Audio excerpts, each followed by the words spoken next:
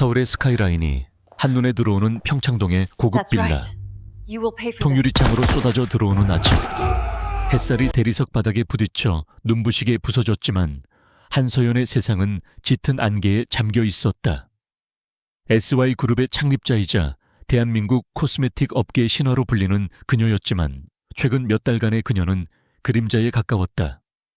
머릿속을 맴도는 지독한 현기증과 온몸을 짓누르는 무기력함.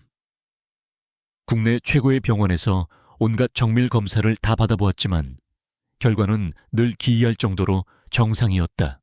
여보 괜찮아? 안색이 또 안 좋아 보이네. 남편 이도현이 걱정스러운 얼굴로 다가와 그녀의 이마를 짚었다.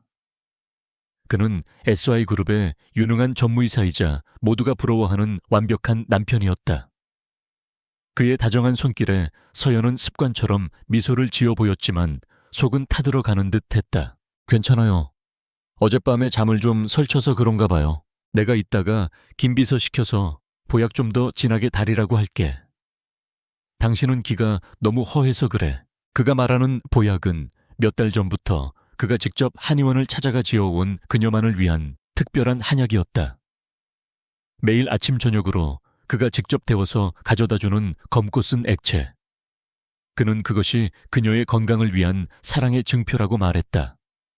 하지만 어째서인지 그 약을 마시면 마실수록 그녀의 몸은 더 깊은 수렁으로 빠져드는 것 같았다. 오늘 아침 그녀는 주치의인 박 원장과 단둘이 마주 앉았다.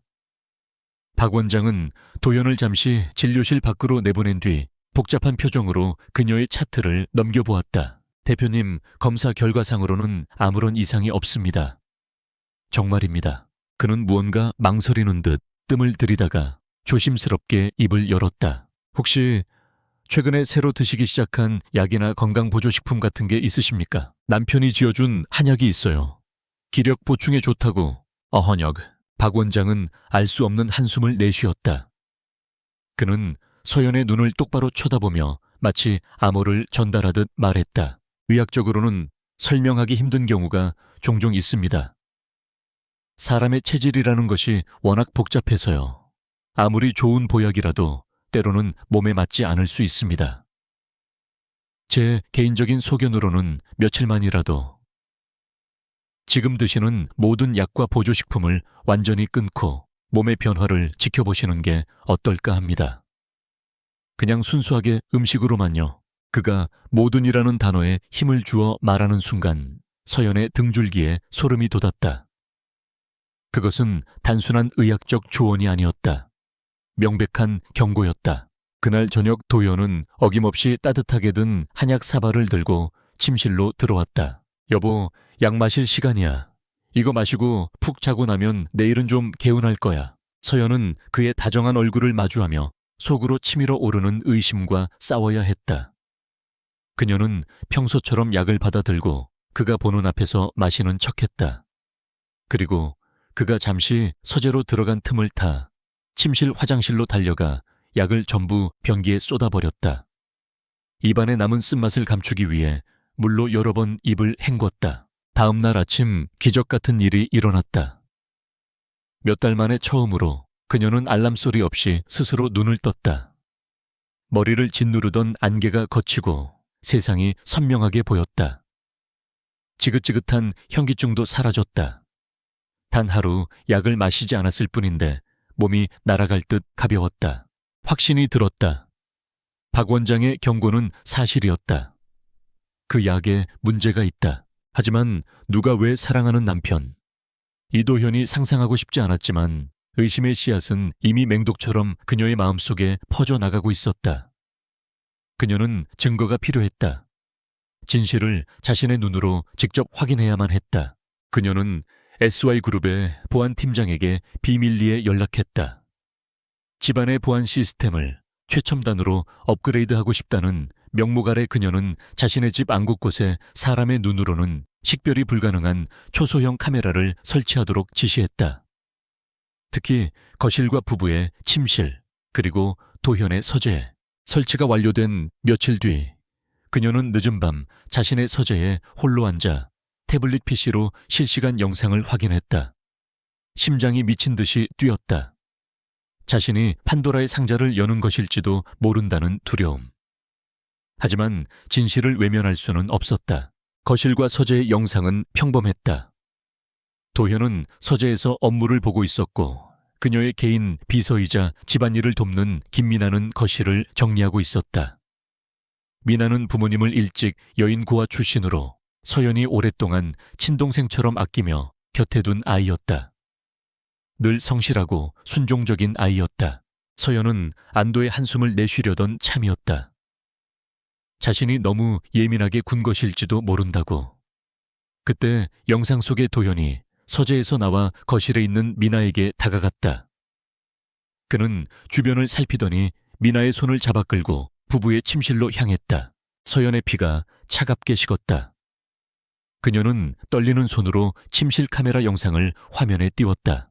그리고 그녀의 세상이 무너져 내렸다. 영상 속에서 이도현과 김미나는 마치 오랜 연인처럼 서로를 격렬하게 끌어안고 입을 맞추고 있었다.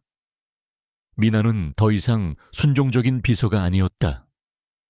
그녀의 얼굴에는 서연 앞에서는 단 한 번도 보인 적 없는 교활하고 탐욕스러운 미소가 걸려 있었다. 그들은 서연과 자신이 함께 잠드는 신성해야 할 부부의 침대 위로 쓰러졌다. 서연은 숨을 쉴 수가 없었다. 눈앞이 흐려지고 구역질이 치밀었다. 하지만 그녀는 눈을 뗄 수 없었다. 이보다 더한 지옥이 기다리고 있다는 것을 예감이라도 한 듯이 그들의 격정적인 행위가 끝난 뒤 미나가 도현의 품에 안겨 나른한 목소리로 속삭였다. 오빠, 저 여자 언제 죽어? 나 이제 이 지긋지긋한 하녀 노릇 더는 못하겠어. 매일 저 여자 비위 맞추는 거 역겨워 죽겠다고. 재호 여자. 미나는 서연을 그렇게 불렀다. 자신을 친동생처럼 아껴주고 모든 것을 베풀어준 은인을.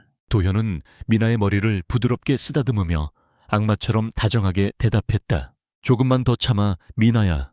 약효가 서서히 나타나고 있잖아. 갑자기 죽으면 의심받아. 아주 자연스럽게 시름시름 앓다가 잠들듯이 가야지.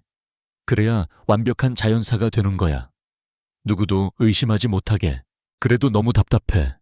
저 여자가 가진 모든 게 다 내 것이 될 생각을 하면 심장이 터질 것 같은데 그 모든 게 곧 내 것이 될 거야. 이 집도 회사도 그리고 저 여자의 모든 돈도. 조금만 더 저 여자가 스스로 약을 찾게 만들어야 해. 그래야 우리의 알리바이가 완벽해지니까. 서연은 더 이상 들을 수 없었다. 그녀의 손에서 태블릿 PC가 힘없이 미끄러져 카페 위로 떨어졌다.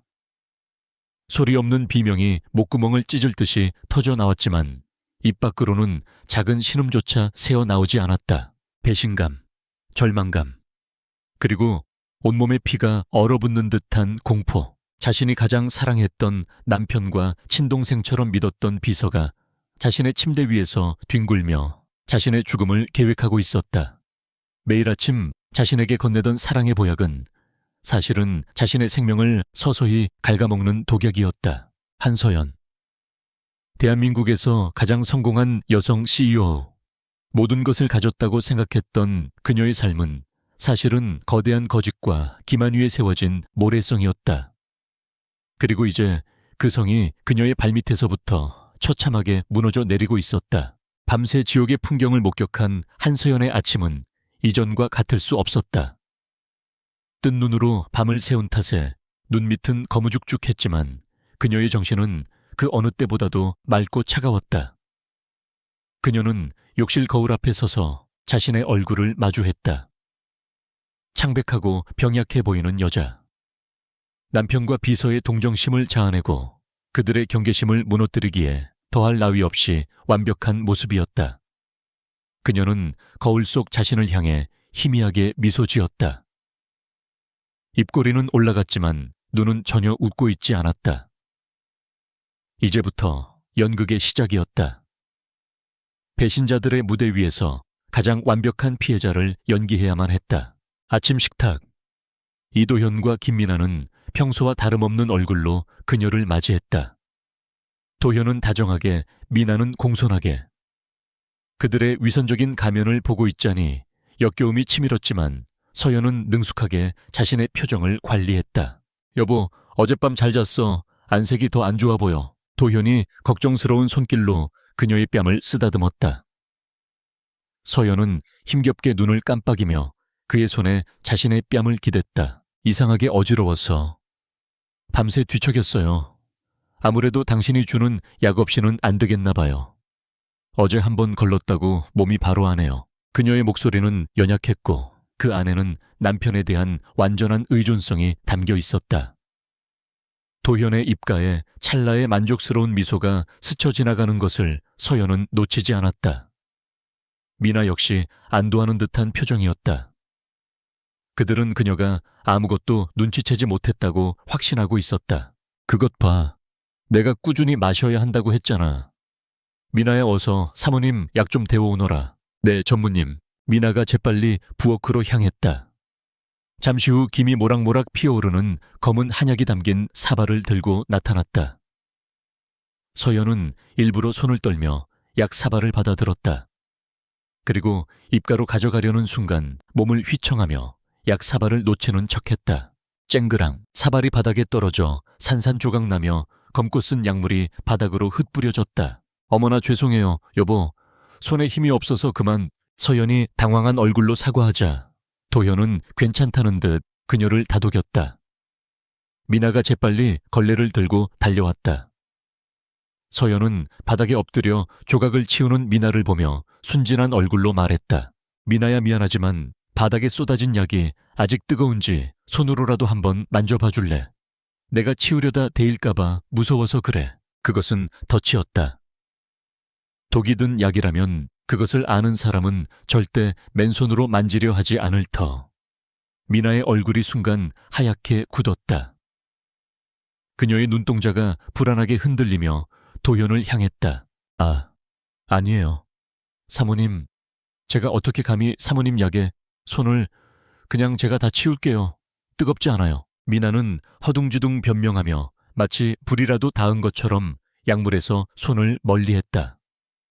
그녀의 과민한 반응. 그것은 100마디 자백보다도 더 확실한 증거였다. 도연이 재빨리 상황을 수습했다. 미나가 예의가 발라서 그래, 여보. 그런 건 신경 쓰지 마.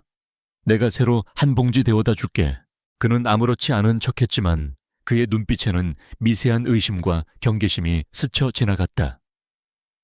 서연은 그것을 느끼며 자신의 연극이 성공적이었음을 확인했다. 그날 오후 서연은 두 번째 덫을 놓았다. 그녀는 새로 데워온 약을 마시는 척한 뒤 어린아이처럼 투정을 부렸다. 써. 약이 너무 써요. 달콤한 사탕 먹고 싶어요. 지난번에 사다 준 그 예쁜 사탕 있잖아요. 그녀는 일부러 자리에서 일어나 주방의 대형 냉장고로 향하는 척했다. 미나가 즉시 그녀를 가로막았다. 사모님, 그 사탕은 여기 없어요. 그래, 그럼 어디에 있는데? 이 집안에 있는 건데 네가 모를 리가 없잖아. 어여나, 서연이 순진하게 묻자 미나는 당황하며 도현을 쳐다보았다. 결국 도현이 나섰다. 이리 와, 여보. 내가 줄게. 그는 서연을 데리고 거실 한쪽 구석으로 갔다. 그곳에는 서연이 평소에는 거들떠보지도 않던 검은색에 세련된 미니 냉장고가 놓여 있었다. 도현은 주머니에서 작은 열쇠를 꺼내 그 냉장고를 열었다. 딸칵 문이 열리는 순간 서연은 숨을 멈췄다. 냉장고 안에는 그녀가 마시는 한약 파우치 수십 개가 가지런히 정리되어 있었고 그 옆에는 그녀가 말한 값비싼 수입 과일, 사탕 상자가 놓여 있었다. 모든 독약의 출처가 바로 저곳이었던 것이다. 저 작은 냉장고는 그들의 비밀을 품고 있는 판도라의 상자였다. 자, 여기. 도현이 사탕 하나를 꺼내 그녀의 입에 넣어주었다. 서연은 어린아이처럼 그것을 받아먹으며 천진하게 웃어 보였다. 고마워요, 여보. 역시 당신밖에 없어요. 그녀의 웃음 뒤로 얼음처럼 차가운 분노가 소용돌이치고 있었다. 그는 자신의 약과 사탕을 별도의 공간에 철저하게 통제하고 있었다. 이것은 단순한 배려가 아니었다. 완벽한 범죄를 위한 치밀한 관리였다. 밤이 깊었다. 서연은 침대에 누워 잠든 척했다.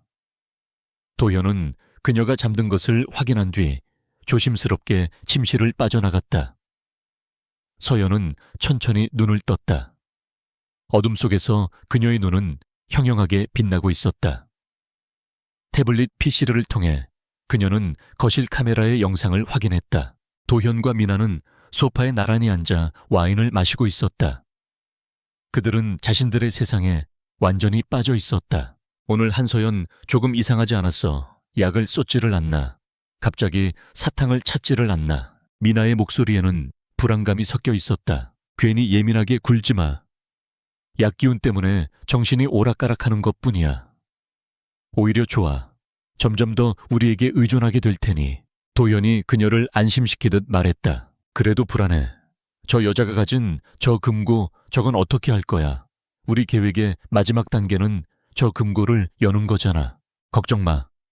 금고는 한서연의 지문으로만 열려. 그녀가 완전히 우리 소나기에 들어왔을 때 스스로 열게 만들면 그만이야. 곧 그렇게 될 거야. 저 여자의 정신은 서서히 무너져 내리고 있으니까. 그들의 대화를 듣는 서연의 손이 차갑게 식어갔다. 금고. 그 안에는 SY그룹의 비자금 내역과 핵심 기술 자료, 그리고 그녀의 개인 자산과 관련된 모든 비밀 문서가 들어있었다. 그들은 회사를 통째로 삼킬 계획이었던 것이다. 서연은 조용히 영상을 껐다. 이제 모든 것이 명확해졌다. 그들의 목표, 그들의 수법, 그리고 그들의 끝없는 탐욕까지도. 그녀는 더 이상 혼란스러워하지 않았다. 두려움은 차가운 분노로 변했고 슬픔은 강철 같은 복수심으로 굳어졌다. 그녀는 침대에서 일어나 창가로 다가갔다. 창밖으로 펼쳐진 서울의 야경이 보석처럼 반짝였다. 저 모든 것은 그녀가 피땀 흘려 이룩한 왕국이었다. 그런데 이제 독사 같은 두 마리의 뱀이 그 왕좌를 노리고 있었다. 이도현, 김미나. 그녀는 어둠 속에서 조용히 그들의 이름을 되뇌었다. 네오이가 시작한 이 연극 이제부터는 내가 감독을 맡도록 하지.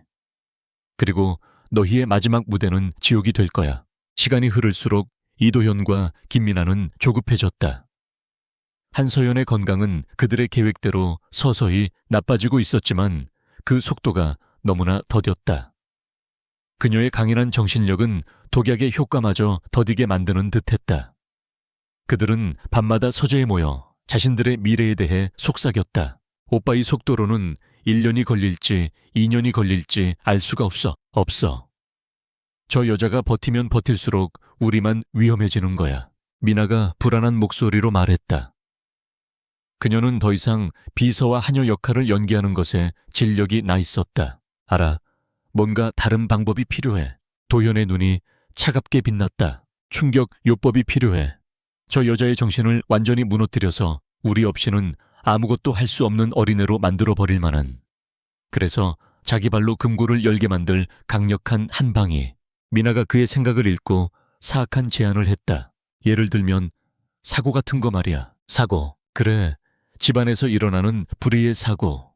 예를 들면 화재 같은 거. 미나의 입에서 나온 화재라는 단어에 도현은 잠시 침묵했다.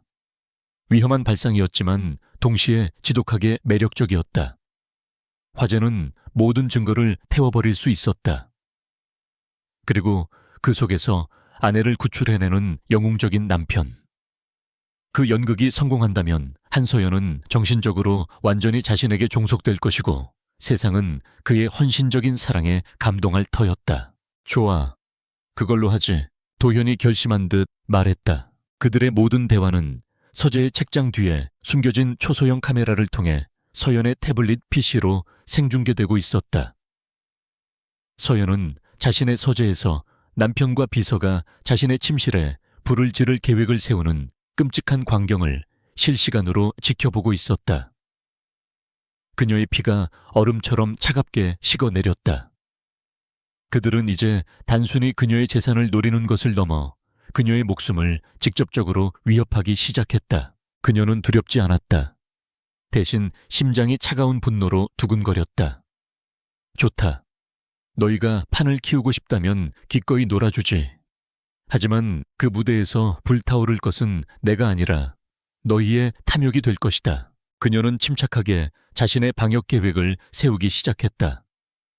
그녀는 자신의 침실 구조를 머릿속에 그렸다. 침대 욕실, 그리고 반대편에 위치한 넓은 드레스룸. 그 드레스룸은 복도로 통하는 또 다른 문이 있었다. 그것이 그녀의 탈출구가 될 것이었다. 계획 실행일로 정해진 밤, 서연은 평소보다 더 깊은 피로감을 연기했다. 그녀는 도연이 건네는 독약을 아무 의심 없이 받아 마시는 척했고 곧바로 침대에 쓰러져 깊은 잠에 빠진 것처럼 굴었다. 여보, 나 너무 졸려. 먼저 잘게. 도현은 만족스러운 미소로 그녀의 이마에 입을 맞추고 이불을 덮어주었다. 그가 침실을 나가 서재로 들어가는 소리가 들리자마자 서연은 눈을 번쩍 떴다. 그녀는 소리 없이 침대에서 빠져나와 미리 준비해둔 베개 몇 개를 이불 밑에 넣어 사람이 누워있는 것처럼 위장했다. 그리고 태블릿 PC와 비상용품이 든 작은 가방을 챙겨 드레스룸으로 향했다. 그녀는 드레스룸의 문을 통해 복도로 빠져나와 복도 끝에 있는 작은 창고에 몸을 숨겼다. 그곳은 그녀의 집에서 유일하게 카메라가 없는 사각지대이자 침실 복도를 감시하기에 완벽한 장소였다. 얼마 지나지 않아 태블릿 화면 속에서 미나가 고양이처럼 살금살금 침실로 들어왔다. 그녀는 침대 머리맡에 있는 스탠드 조명의 전선을 꺼내 날카로운 것으로 피복을 벗겨냈다. 그리고는 전선을 교묘하게 조작하여 합선을 유도했다. 치직, 치지직, 작은 불꽃이 튀며 스탠드 갓과 커튼으로 불이 옮겨붙기 시작했다. 연기가 피어오르자 미나는 만족스러운 미소를 지으며 방을 빠져나갔다. 잠시 후 집 전체에 날카로운 화재 경보가 울려 퍼졌다. 불이야, 여보 괜찮아. 도현의 다급한 연기가 시작되었다. 그는 서재에서 뛰쳐나와 연기가 새어나오는 침실 문을 부서져라 열고 안으로 뛰어들었다. 그는 미리 준비한 소화기로 대충 불길을 잡는 척하며 침대로 달려가 이불 속에 있는 서연. 실제로는 베개 더미를 들쳐 업고 거실로 뛰쳐나왔다. 정신 차려, 여보, 제발. 그는 거실 바닥에 서연을 내려놓고는 오열했다. 미나도 옆에서 울며불며 걱정하는 척 연기했다.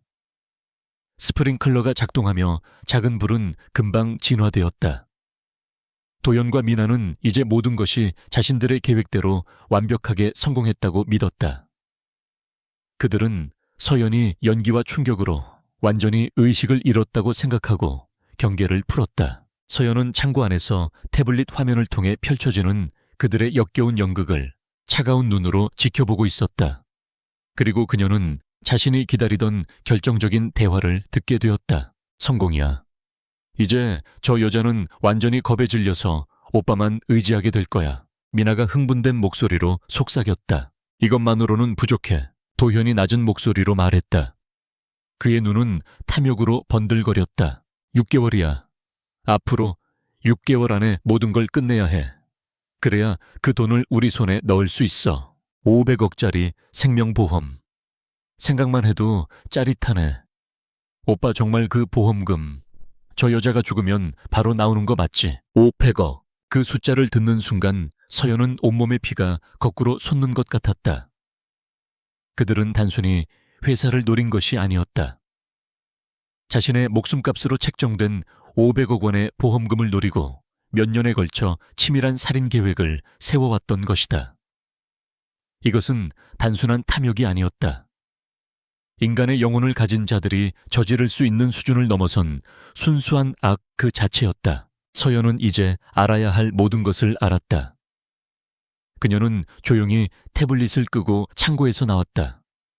그리고는 일부러 복도에서 비틀거리며 연기에 그을린 얼굴로 거실을 향해 걸어갔다. 무슨 일이에요? 불, 연기. 그녀는 혼란스럽고 겁에 질린 목소리로 중얼거렸다. 그녀의 등장에 거실에 있던 도연과 미나의 얼굴이 귀신이라도 본 것처럼 하얗게 질렸다. 그들은 자신들이 방금 거실로 구출해온 서연이 버젓이 복도에서 걸어 나오는 초현실적인 상황을 이해할 수 없었다. 서연은 그들의 표정을 못 본 척 도현을 발견하고는 와락 달려가 그의 품에 안겼다. 여보, 당신이 날 구해준 거예요. 무서웠어. 정말 너무 무서웠어요. 그녀는 남편의 가슴에 얼굴을 묻고 아이처럼 흐느꼈다. 자신을 죽이려 했던 남자의 품에 안겨 그녀는 자신의 인생을 건 가장 완벽한 연기를 펼치고 있었다. 도현은 어리둥절하면서도 이내 상황을 수습하며 그녀를 다독였다. 괜찮아, 여보. 내가 있잖아. 내가 당신을 구했어. 이제 다 괜찮아. 서연은 그의 가슴에 얼굴을 묻은 채 아무도 보지 못하는 차가운 미소를 지었다. 그래, 이도현. 이제 모든 패는 내 손에 들어왔다. 너희가 설계한 지옥불 속에서 살아남은 것은 내가 될 것이고 심판받는 것은 너희가 될 것이다. 게임은 이제부터 시작이었다. 화재 사건 이후 평창동의 저택은 무거운 침묵에 잠겼다. 한서연은 유령처럼 집 안을 배회했다. 그녀는 작은 소리에도 소스라치게 놀랐고 창밖의 그림자에도 겁을 먹었다. 그녀의 눈은 늘 텅 비어 있었고 대화 중에 방금 무슨 이야기를 했는지 잊어버리기 일쑤였다. 그녀는 완벽한 외상 후 스트레스 장애 환자를 연기하고 있었다. 여보, 괜찮아. 또 악몽 꿨어. 이도현은 매일 밤 그녀를 다정하게 안아주었다. 그의 품에 안길 때마다 서연은 속으로 치밀어 오르는 경멸과 증오를 억누르기 위해 사력을 다해야 했다. 불이 너무 무서워요. 당신이 없었으면 전 정말 죽었을 거예요. 그녀는 그의 가슴에 얼굴을 묻고 아이처럼 흐느꼈다. 이도현과 김민아는 그런 그녀를 보며 만족스러운 미소를 교환했다. 그들의 계획대로 한서연의 강인했던 정신은 완전히 무너져 내린 것처럼 보였다. 그녀는 이제 남편 없이는 한순간도 살 수 없는 연약하고 의존적인 존재가 되어 있었다. 이제 저 여자는 완전히 우리 손아귀에 들어왔어. 금고를 여는 것도 시간 문제야. 그들은 밤마다 그렇게 속삭였다. 서연은 그 모든 것을 카메라를 통해 지켜보며 차갑게 자신의 다음 수를 계산했다. 며칠 뒤 서연은 도연에게 떨리는 목소리로 부탁했다. 여보, 저 아무래도 이대로는 안 될 것 같아요. 정신과 상담이라도 받아야 할 것 같아요. 이대로 가다간 정말 미쳐버릴 것만 같아요. 이것은 그녀의 계획의 다음 단계였다. 의심을 사지 않고 집 밖으로 나가 유일하게 믿을 수 있는 사람을 만나기 위한 완벽한 명분. 도현은 그녀의 제안을 쾌히 수락했다. 아내가 정신적으로 완전히 무너졌다는 확실한 증거였기 때문이다. 그는 심지어 대한민국 최고의 정신과 의사를 예약해주겠다며 자상한 남편 역할을 톡톡히 해냈다. 상담 예약 당일 도현의 비서가 운전하는 차를 타고 강남의 고급 클리닉 건물 앞에 내린 서연은 미나의 부축을 받으며 안으로 들어갔다. 사모님, 제가 끝날 때까지 여기서 기다리고 있을게요. 천천히 상담 잘 받고 오세요. 미나의 살가운 목소리를 뒤로하고 클리닉 안으로 들어간 서연은 접수를 하는 척하다가 잠시 후 건물의 후문으로 빠져나왔다. 후문 앞에는 낯선 검은색 세단 한 대가 조용히 대기하고 있었다. 그녀가 차에 오르자 차는 미끄러지듯 강남의 번화가를 빠져나가 광화문으로 향했다. 차가 멈춘 곳은 대한민국 최고의 로펌 정률이 입주한 빌딩의 지하 주차장이었다. 서연은 운전기사의 안내를 받아 VIP 전용 엘리베이터를 타고 최상층의 한 회의실로 향했다. 방금 처리가 된 육중한 문이 열리자 창가에 서서 서울의 정형을 내려다보던 한 남자가 돌아섰다. 날카로운 눈매와 지적인 분위기를 풍기는 남자. 그녀의 대학 동기이자 지난 20년간 변치 않는 우정을 지켜온 유일한 친구 변호사 최진우였다. 서연아, 그는 평소의 냉철한 모습과 달리 걱정이 가득한 얼굴로 그녀에게 다가왔다. 대체 무슨 일이 있었던 거야? 지난 몇 달간 연락도 잘 안 되고 화재 사건 기사 보고 얼마나 놀랐는지 알아. 서연은 아무 말 없이 그를 마주 보았다. 친구의 얼굴을 보자 그동안 강철처럼 억눌러 왔던 감정이 한순간에 무너져 내릴 것 같았다. 하지만 그녀는 울지 않았다. 지금은 눈물을 흘릴 때가 아니었다. 진우야, 내 도움이 필요해. 그녀는 가방에서 암호화된 태블릿 PC를 꺼내 회의실의 대형 스크린에 연결했다. 그리고 지난 며칠간 그녀의 삶을 지옥으로 만들었던 영상들을 재생하기 시작했다. 처음에는 진우도 믿을 수 없다는 표정이었다. 그러나 영상이 계속될수록 그의 얼굴은 충격과 경악을 거쳐 차가운 분노로 굳어졌다. 아내의 침대에서 벌어지는 남편과 비서의 역겨운 정사. 아내의 죽음을 아무렇지도 않게 논하는 그들의 대화. 화재를 계획하고 500억짜리 생명보험에 대해 이야기하는 장면까지. 모든 영상이 끝났을 때 회의실 안에는 무거운 침묵만이 흘렀다. 진우는 주먹을 꽉 쥔 채 스크린에 얼어붙은 이도현의 얼굴을 노려보고 있었다. 아까운 배제시. 그의 입에서 낮은 욕설이 터져 나왔다.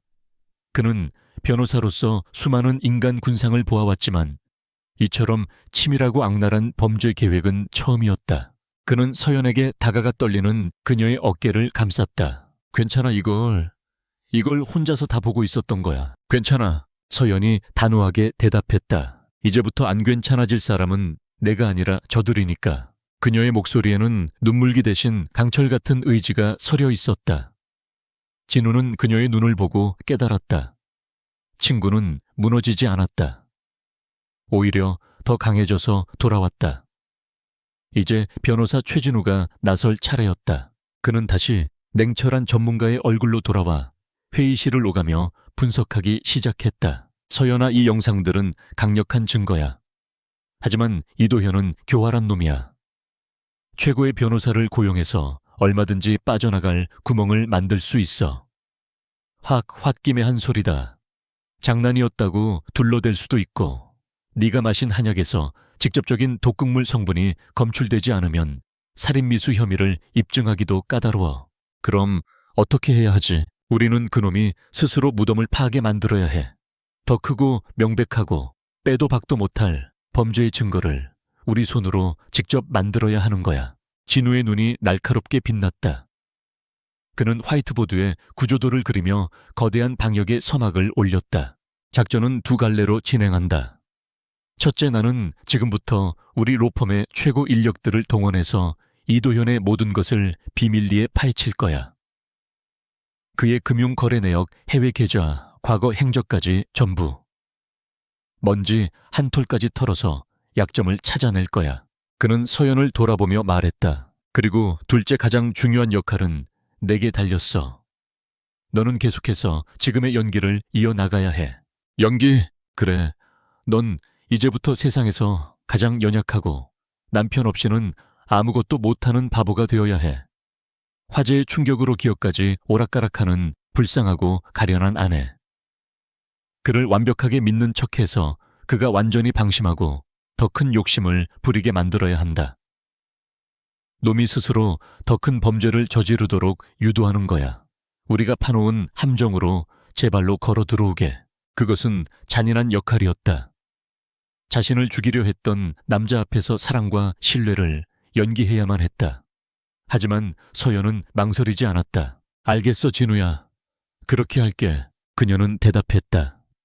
그녀는 더 이상 혼자가 아니었다. 가장 믿음직한 아군이 그녀의 곁에 있었다. 두 사람은 스크린에 떠있는 배신자들의 얼굴을 함께 바라보았다.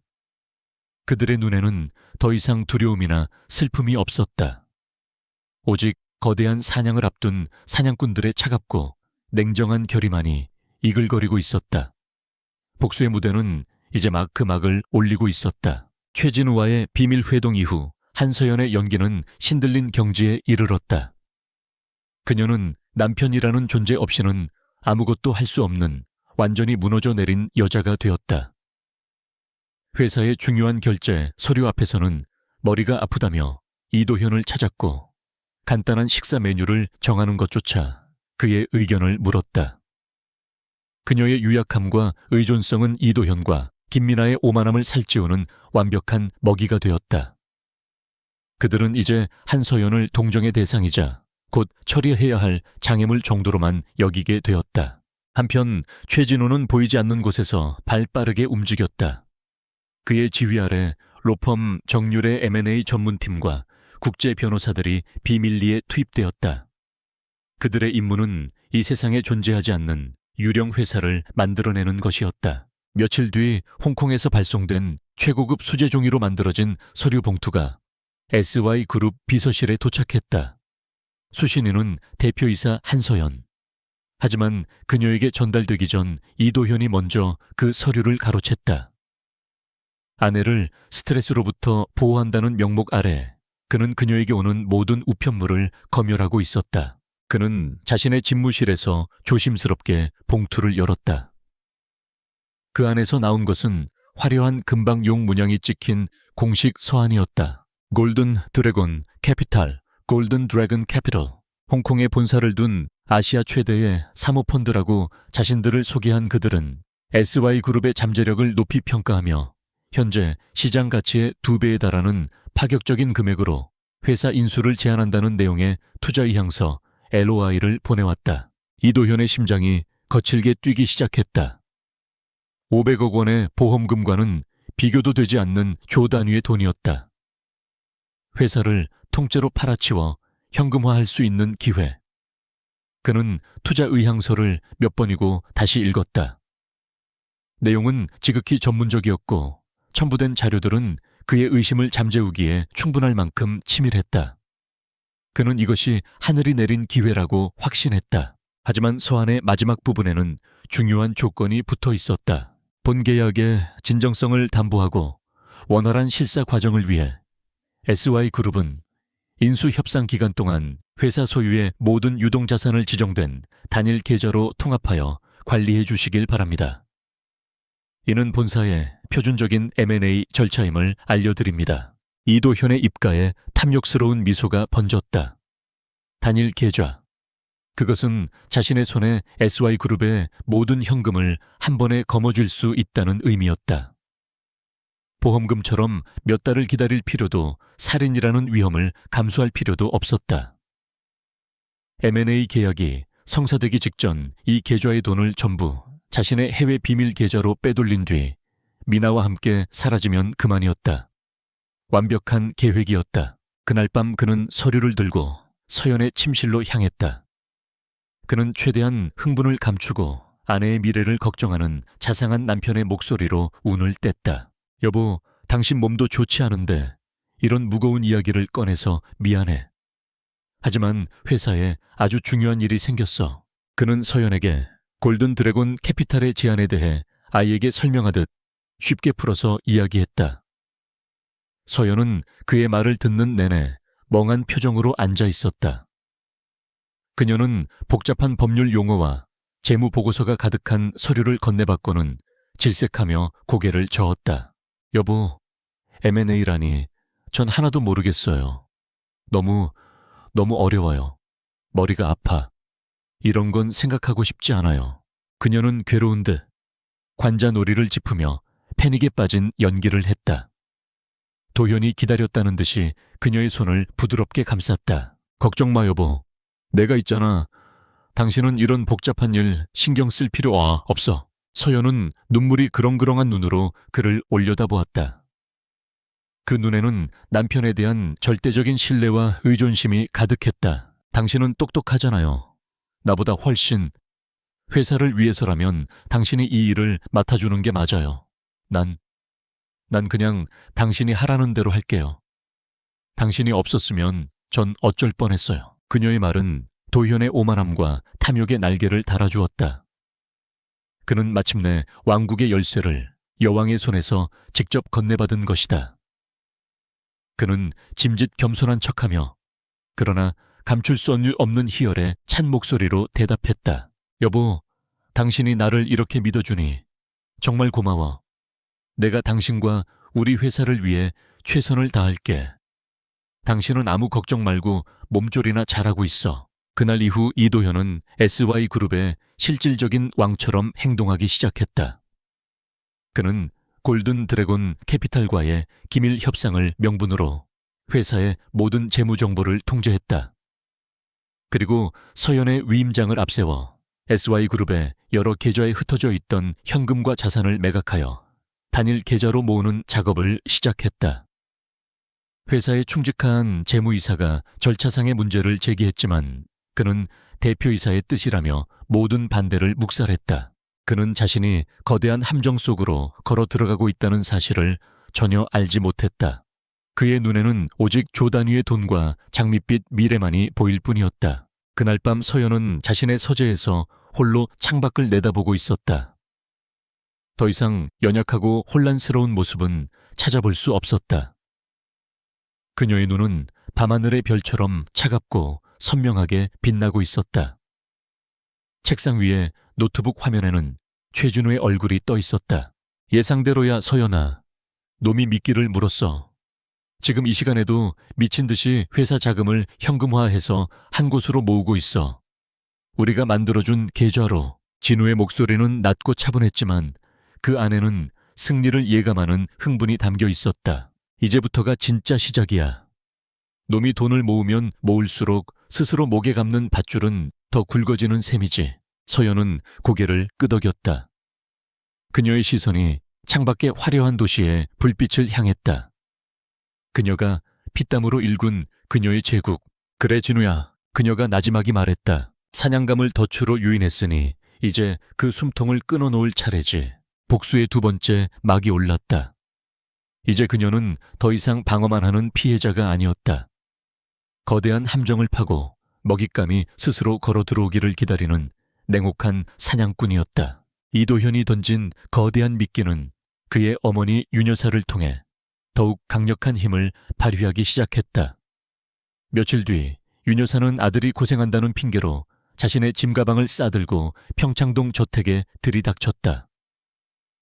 그녀의 등장은 조용했던 저택에 불어닥친 재앙의 전조였다. 아니 집골이 이게 뭐냐. 주인 여편네가 하루 종일 누워만 있다더니 집안을 돌보는 사람이 아무도 없어. 현관에 들어서자마자 터져나온 그녀의 첫마디는 노골적인 비난이었다.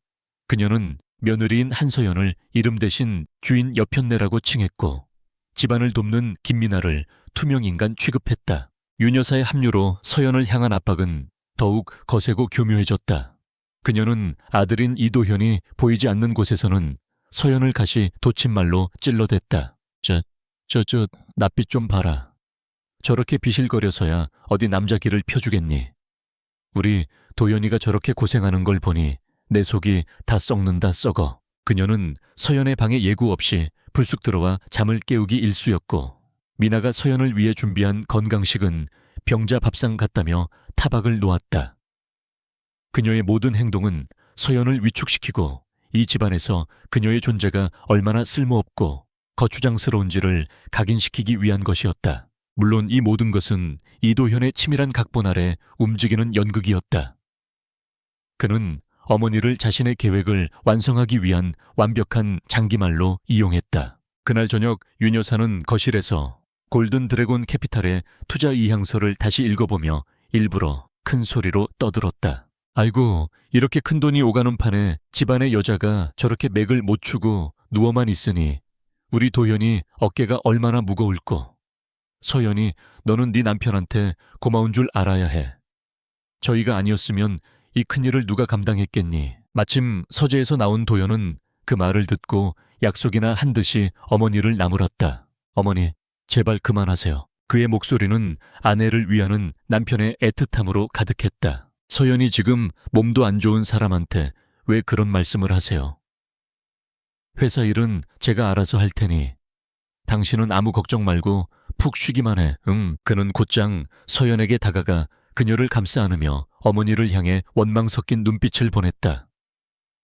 윤 여사는 아들의 연기에 맞춰 입을 삐죽 내밀며 방으로 들어가 버렸다. 완벽한 콤비 플레이였다. 서여연은 도연의 품에 안겨 가늘게 몸을 떨었다. 물론 공포 때문이 아니었다. 소름 끼치는 역겨움과 불타는 분노 때문이었다. 하지만 그녀의 얼굴에는 오직 남편의 보호에 감격하고 안도하는 표정만이 떠올라 있었다. 여보, 그녀가 눈물 젖은 목소리로 그를 불렀다. 당신 없었으면 전 정말 버티지 못했을 거예요. 어머님 말씀이 다 맞아요. 제가 너무 부족해서 당신만 고생시키는 것 같아요. 그런 소리 마. 내가 사랑하는 아내를 위해 이 정도도 못하겠어. 하지만 M&A 건도 있는데 이런 집안일까지 당신 신경 쓰게 하고 싶지 않아요. 당신이 큰일에 집중할 수 있도록 제가 뭔가 힘이 되어드리고 싶은데. 그녀는 일부러 말끝을 흐렸다. 그리고는 결심했다는 듯 도연을 올려다보며 말했다. 차라리 이번 M&A가 끝날 때까지 만이라도 회사 일은 당신이 전적으로 맡아서 처리해줘요. 제가 가지고 있는 모든 권한을 당신에게 위임할게요. 전 당신만 믿어요. 당신이라면 SY그룹을 지켜낼 수 있을 거예요. 그것은 이도현이 기다리고 기다리던 말이었다. 한서연이 스스로 성의 열쇠를 넘겨주겠다고 말하는 순간이었다. 그의 심장이 탐욕으로 광포하게 날뛰었지만 그는 애써 침착함을 유지하며 아내를 더욱 꽉 끌어안았다. 서연아, 네가 날 이렇게까지 믿어주다니. 고맙다. 정말 고맙다. 내가 내 목숨을 걸고서라도 너와 우리 회사를 지켜낼게. 그의 목소리는 감동에 겨워 떨리는 듯 했지만 그의 눈빛은 사냥감을 발톱아래 둔 맹수처럼 번뜩이고 있었다. 그날 밤 도연은 자신의 서재에서 미나와 함께 축배를 들었다. 봤지? 이제 한서연은 완전히 내 손바닥 아니야. 어머니를 이용한 게 신의 한 수였어. 저 여자는 이제 내가 없으면 숨도 못 쉬는 바보가 됐다고. 도연이 의기양양하게 웃었다. 정말 대단해, 오빠. 이제 내일 이사회에서 긴급 안건으로 위임장만 통과시키면 이 회사는 완전히 오빠 것이 되는 거네. 그렇지. 한서연의 모든 권한이 내게로 넘어오는 순간 난 단일 계좌로 모인 수천억의 돈을 내 마음대로 주무를 수 있게 되는 거야. 골든 드래곤 캐피탈과의 계약이 파기되기 직전에 그 돈을 전부 빼돌려 홍콩으로 날아가는 거지. 완벽한 시나리오야. 그들은 자신들의 성공을 축하하며 밤늦도록 웃고 떠들었다. 그들의 웃음소리는 숨겨진 마이크를 통해 바로 옆방 서연의 이어폰으로 생생하게 전달되고 있었다. 서연은 침대에 누워 눈을 감은 채 그들의 대화를 듣고 있었다.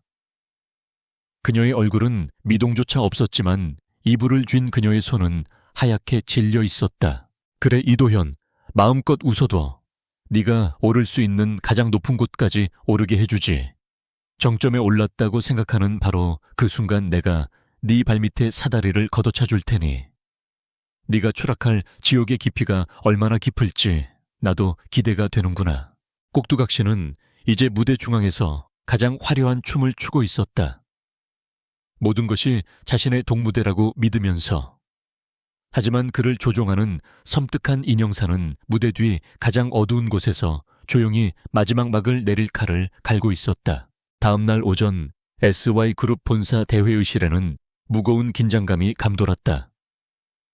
이도현의 소집으로 긴급 이사회가 열린 것이다.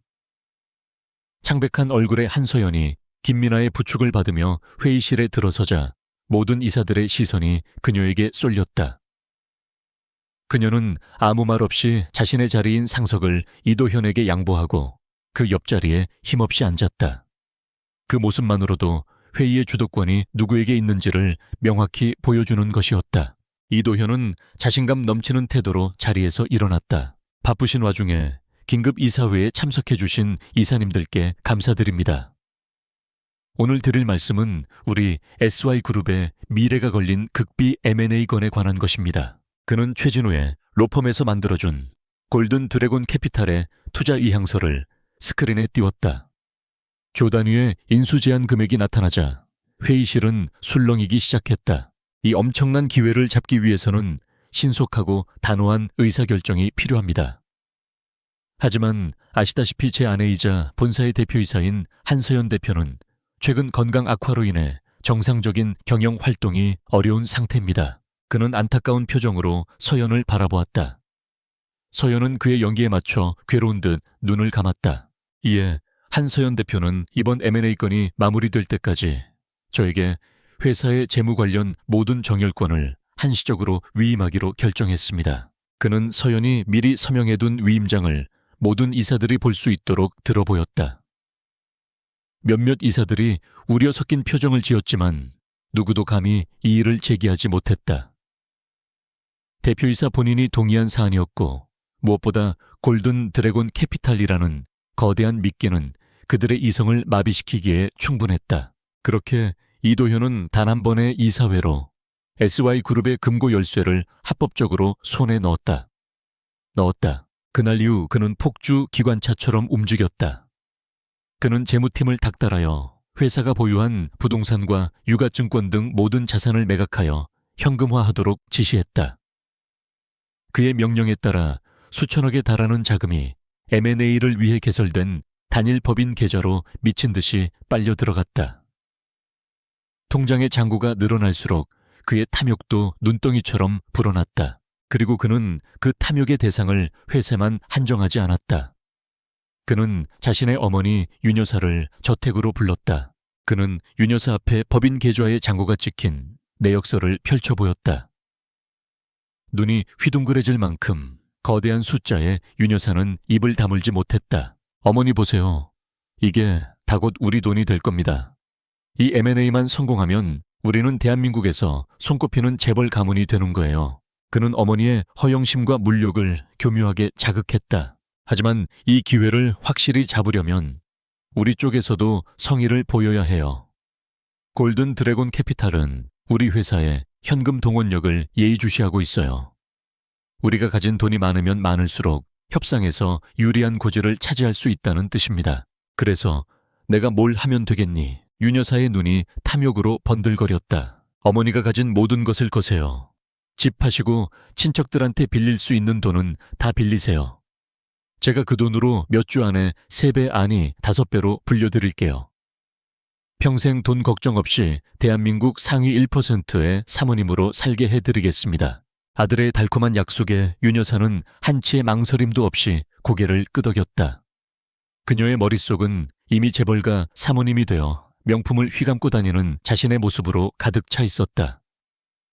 그녀는 다음 날부터 집을 내놓고 온갖 친인척들에게 전화를 돌려 돈을 빌리기 시작했다. 이도현이 자신의 왕국을 건설하고 있다고 착각하며 미쳐 날뛰는 동안 광화문의 한 빌딩에서는 또 다른 전쟁이 벌어지고 있었다.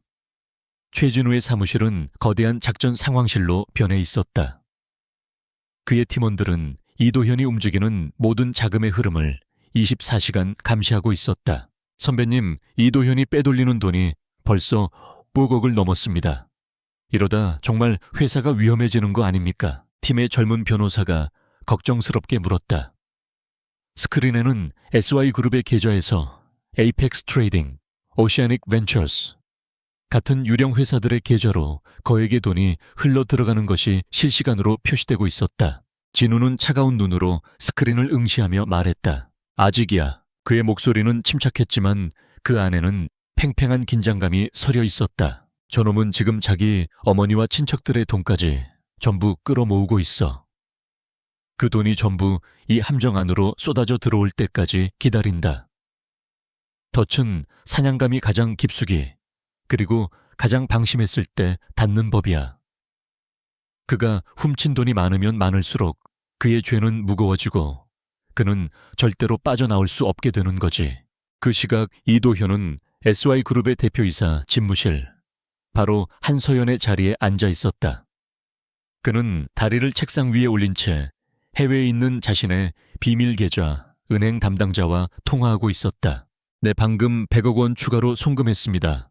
확인해 주세요. 그는 와인잔을 들고 통유리창 밖으로 펼쳐진 서울의 야경을 내려다보았다. 발 아래에 반짝이는 도시의 불빛들이 모두 자신의 것인 양 의기양양했다. 그는 자신이 세상의 왕이라도 된 기분이었다. 어리석고 병든 아내는 자신의 발 아래에 있고 회사의 돈은 곧 자신의 것이 될 터였다. 모든 것이 완벽했다. 같은 시각 평창동 저택의 침실. 한서연은 어둠 속에서 조용히 눈을 뜨고 있었다. 그녀의 손에 들린 비상용 휴대폰에 짧은 문자 메시지가 도착했다. 발신인은 최진우. 메시지의 내용은 단 한 단어였다. 준비. 그것은 모든 준비가 끝났다는 신호였다. 사냥감은 이제 덫의 가장 깊은 곳까지 들어왔다. 인내의 시간이 끝나고 이제 심판의 시간이 다가오고 있었다. 그녀는 창밖에 남편이 있는 회사 빌딩을 차가운 눈으로 응시했다. 그녀의 눈빛은 복수의 여신처럼 서늘하고 단호했다. 이도현의 탐욕이 덫의 가장 깊숙한 곳까지 들어오자 한서연과 최진호는 작전의 다음 단계를 개시했다. 그들의 목표는 단 하나, 뱀의 머리를 치기 전에 그 옆에서 맹독을 뿜어내고 있는 또 다른 뱀의 독리를 먼저 뽑아버리는 것이었다. 이도현과 김미나, 그 견고해 보이던 공범 관계를 파괴하는 것. 최진호의 사무실에서 그의 팀은 며칠 밤낮으로 완벽한 가짜 증거를 만들어냈다. 그들은 SY그룹의 법인 계좌에서 김미나의 개인 계좌로 100억 원이 이체된 것처럼 보이는 정교한 위조 송금 영수증을 만들었다. 심지어 은행의 직인과 서체까지 완벽하게 복제했다. 또한 2개의 대포폰을 이용해 김미나가 마치 이도현을 배신하고 돈을 혼자 독차지하여 해외로 도망갈 계획을 세우는 것처럼 보이는 문자 메시지 대화를 조작했다. 증거는 완벽해. 법의학 전문가가 와서 분석해도 위조라는 걸 밝혀내기 힘들 거야. 진우가 서연에게 보안회선을 통해 보고했다. 이제 네가 저걸 우연히 발견하기만 하면 돼. 연기할 준비는 됐지? 걱정 마. 서연이 차갑게 대답했다. 내 인생 최고의 연기를 보여줄 테니. 다음 날 오후 서연은 일부러 도현의 서재로 향했다. 그녀는 옛날 사진첩을 찾는 척하며 도현이 자리를 비운 사이 그의 책상 위를 어지럽혔다.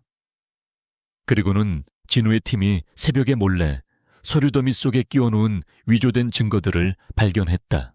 그녀는 손에 든 서류들을 보고는 온몸을 부들부들 떨기 시작했다. 그녀의 입에서 작은 비명이 터져 나왔다. 아, 안 돼. 때마침 서재로 들어오던 도현과 미나가 그녀의 모습을 보고 달려왔다. 여보, 왜 그래? 무슨 일이야? 서연은 아무 말 없이 귀신이라도 본 사람처럼 하얗게 질린 얼굴로 손에 든 서류를 도현에게 건넸다.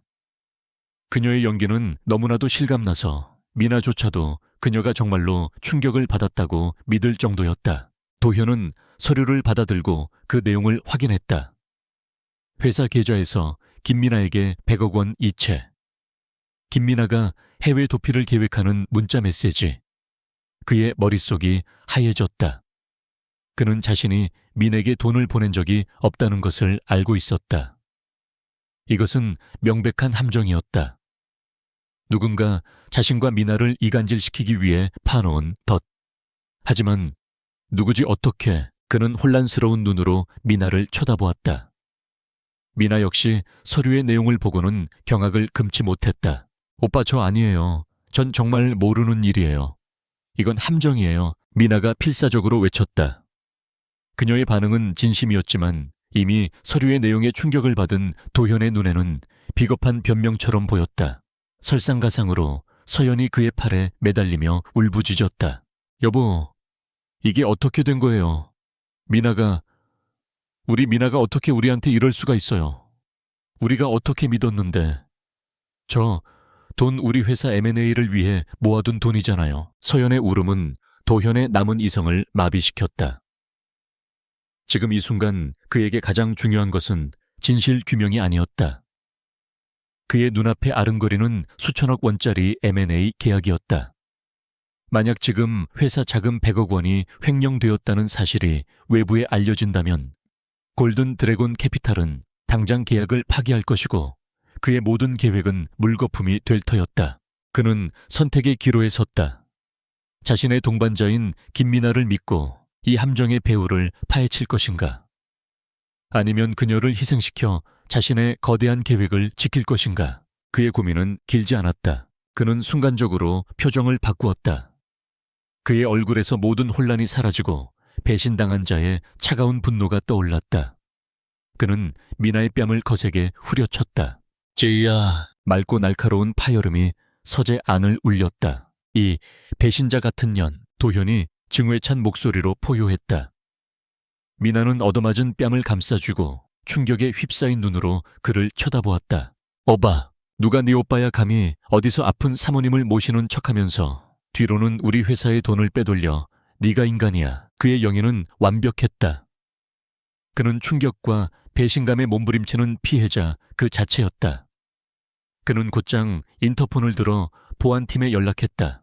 보안팀장, 당장 내 서재로 올라와 회사 자금을 횡령한 범인을 잡았다. 잠시 후 건장한 체격의 보안팀원들이 서재로 들이닥쳤다. 미나는 그제야 상황을 파악했다. 이도현이 자신을 버리기로 결정했다는 것을, 그가 자신을 희생양으로 삼아 위기를 벗어나려 한다는 것을. 안 돼. 이도현, 네가 시킨 거잖아. 다 내 계획이었잖아. 이건 함정이라고. 그녀가 미친 듯이 소리치며 진실을 폭로하려 했지만 아무도 그녀의 말을 믿어주지 않았다. 그녀의 발악은 궁지에 몰린 범인의 마지막 저항처럼 보일 뿐이었다. 저 여자가 미쳤군. 당장 끌어내. 그리고 경찰에 신고해. 단 한 푼도 용서하지 말고 법적으로 최고형을 받게 만들어. 도현이 냉혹하게 명령했다. 보안팀원들이 미나의 양팔을 붙잡아 거칠게 끌고 나가기 시작했다. 이도현, 이 악마 같은 놈, 내가 너를 가만두지 않을 거야. 내가 다 불어버릴 거라고. 미나의 저주 섞인 비명이 복도에 울려 퍼졌지만 육중한 서재 문이 닫히자 곧 희미해졌다. 서재 안에는 다시 침묵이 찾아왔다. 이도현은 거친 숨을 몰아쉬며 이마를 짚었다. 그는 충격에서 벗어나지 못한 연기를 이어나갔다. 그리고는 몸을 떨고 있는 서연에게 다가가 그녀를 품에 안았다. 미안해 여보, 내가 사람을 잘못 봤어. 저런 끔찍한 여자를 우리 곁에 두다니. 이제 다 괜찮아. 내가 다 해결했어. 배신자는 처리했으니까. 그는 아내를 위로하며 스스로 위기를 완벽하게 관리했다고 생각했다. 그는 자신의 냉철한 판단력에 스스로 감탄했다. 서연은 그의 품에 안겨 아이처럼 흐느꼈다.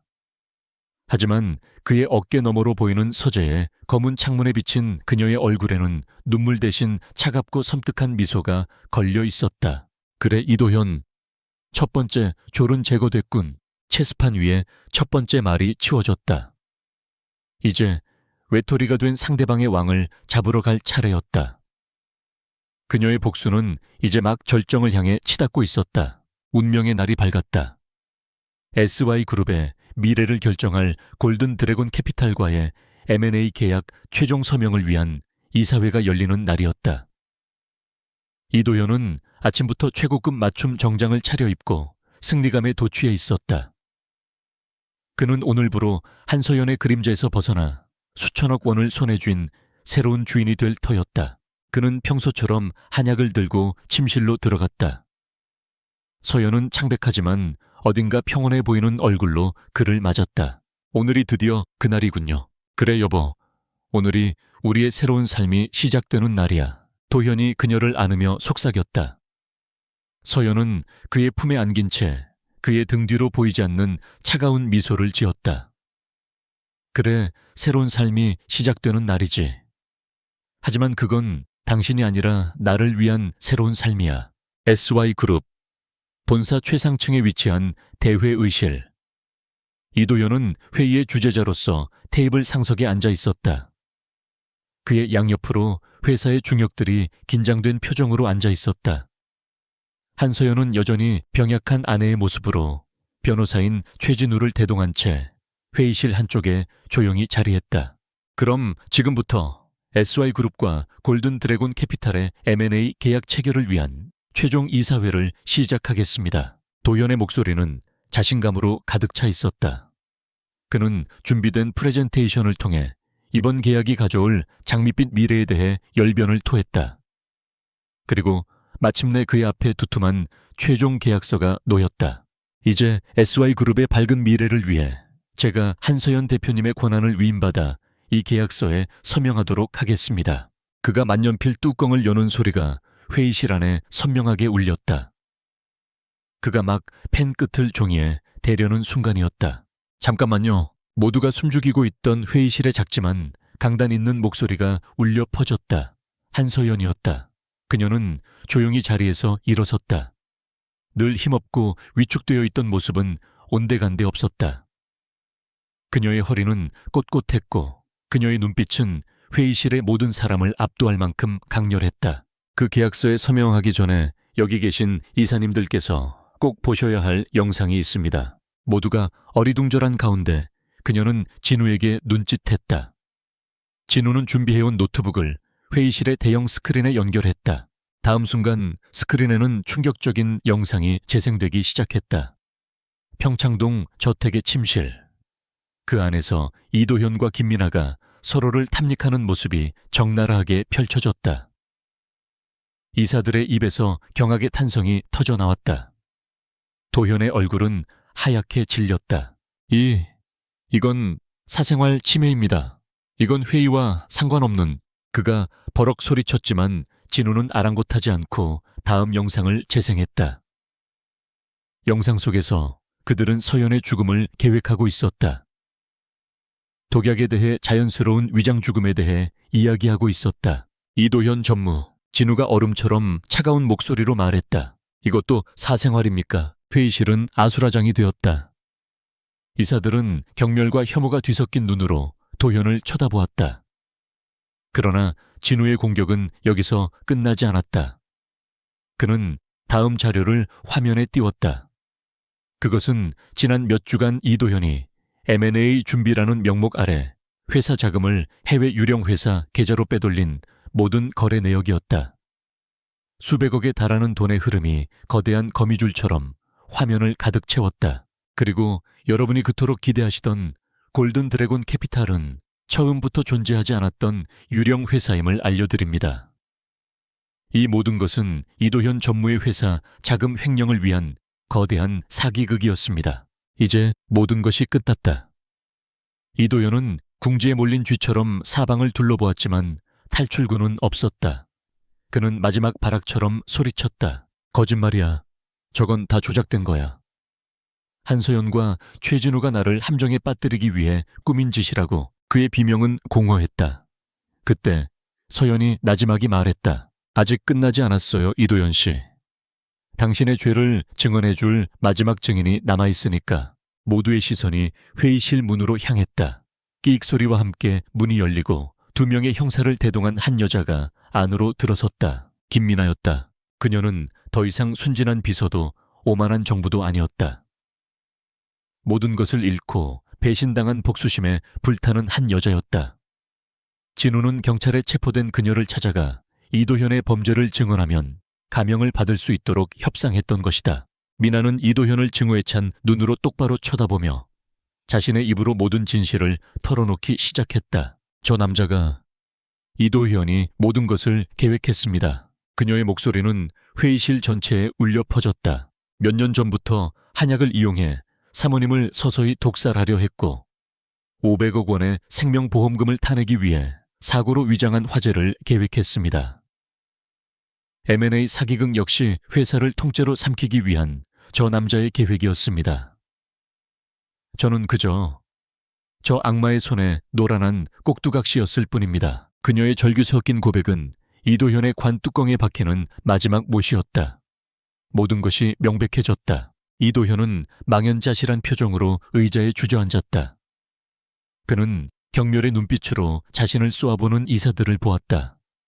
그리고 마지막으로 회의실 상석에 서서 자신을 차가운 연민의 눈으로 내려다보는 아내 한서연을 보았다. 그는 그제야 깨달았다.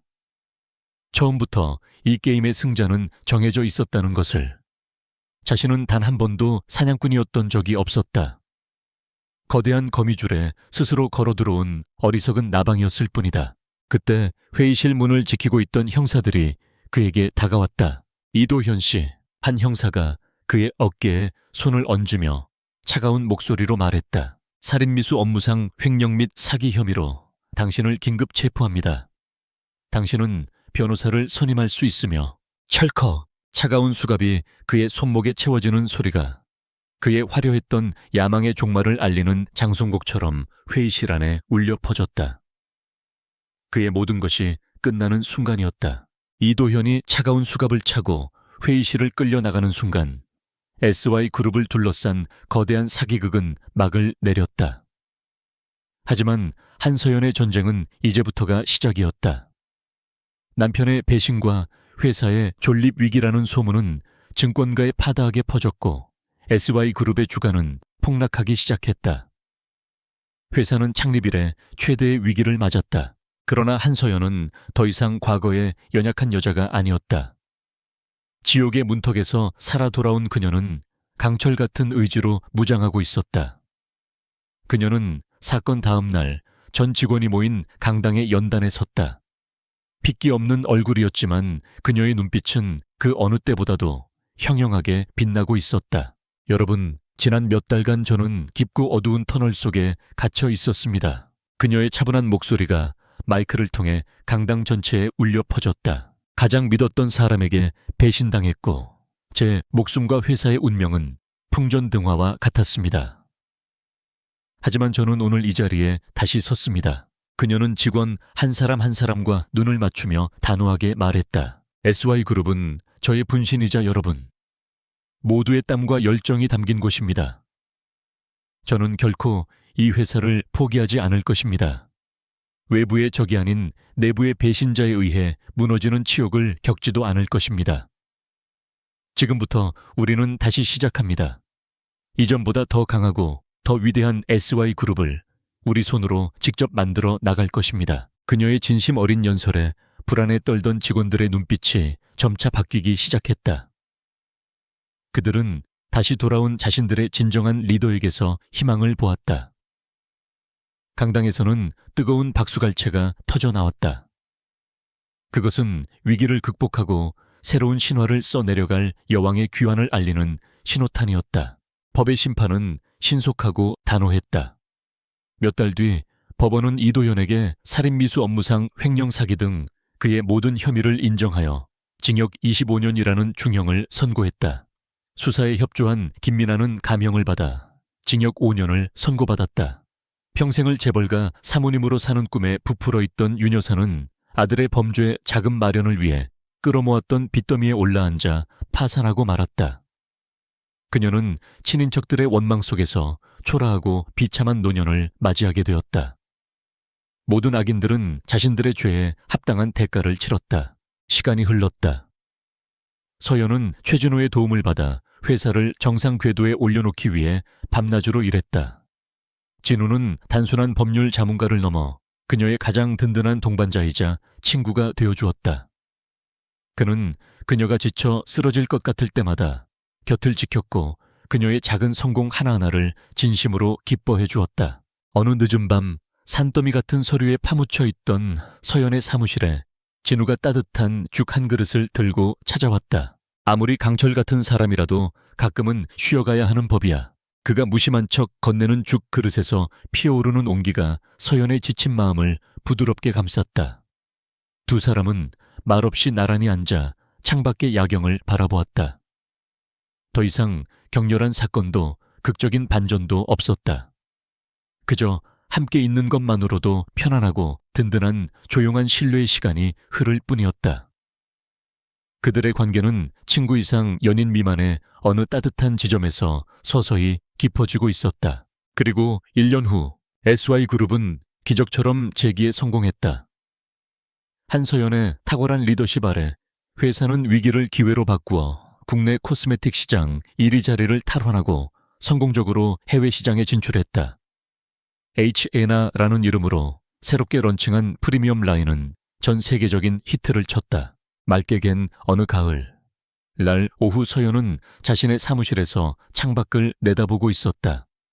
예전에 어둡고 폐쇄적이었던 사무실은 햇살이 가득 들어오는 밝고 개방적인 공간으로 바뀌어 있었다. 책상 위에는 그녀의 건강한 웃음이 담긴 사진과 푸른 식물들이 생기 넘치게 자라고 있었다. 그녀는 더 이상 과거의 상처에 얽매여 있지 않았다. 배신과 죽음의 공포를 이겨낸 그녀의 얼굴에는 모든 것을 이겨낸 자의 온화함과 자신감이 넘쳐 흘렀다. 그때 비서에게서 인터폰이 울렸다. 대표님, 최진우 변호사님 오셨습니다. 잠시 후 진우가 딱딱한 서류 가방 대신 환한 미소를 지으며 사무실로 들어섰다. 일은 다 끝났어. 저녁 먹으러 가자. 오늘 내가 아주 근사한 곳으로 예약했어. 그의 목소리는 비즈니스 파트너가 아닌 아주 가깝고 친밀한 사람의 그것이었다. 서여연은 지난 1년간 자신도 모르는 사이에 그의 이런 다정함에 익숙해져 있었다는 것을 깨달았다. 그녀는 진심으로 환하게 웃으며 대답했다. 좋아. 어딘데 너무 기대하게 만들지는 말고 가보면 알아. 진우가 장난스럽게 윙크했다. 그는 자연스럽게 그녀의 가방을 들어주었고 두 사람은 나란히 사무실을 나섰다. 노을이 지는 서울의 스카이라인이 그들의 앞길을 황금빛으로 물들이고 있었다. 그들은 함께 걸으며 지나간 폭풍우가 아닌 다가올 화창한 날들에 대해 이야기했다. 한서연의 길고 길었던 복수는 끝났다. 하지만 그녀의 진짜 인생은 바로 지금 가장 믿음직한 사람과 함께 내딛는 이 발걸음에서부터 새롭게 시작되고 있었다.